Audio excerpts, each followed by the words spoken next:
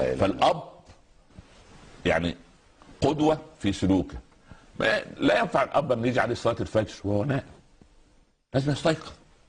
اقل ما فيها يصلي في بيته، اقل. هو الرجل طبعا لا صلاه للرجل الا في المسجد، لكن لابد من صلاته في المسجد، ويأمر اهله. هو وحده بس، هو مسؤول. كلكم راع هو محاسب على عدم امر بيته. طبعا. رحم الله رجلا ايقظ زوجته لصلاه الفجر فلم تستيقظ فنضح وجهها بالماء البارد فاستيقظت فصلت. ورحم الله امراه ايقظت زوجها لصلاه الفجر فلم يستيقظ فنضحت وجهها بالماء البارد فاستيقظ. اما يقول لا الاولاد عندهم امتحانات الله يرضى عليك سيب، لا، لابد من قيام صلاه الفجر. يبدا البيت المسلم بهذا المنطق.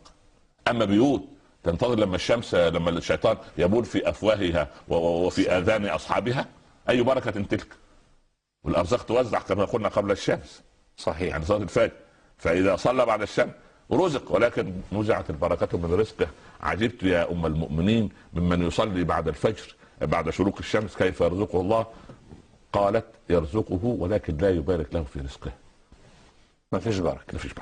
فالبركه مش في الرزق المادي، مش في لا، من الله سبحانه وتعالى. الرزق كله. نعم. العمر والوقت والاولاد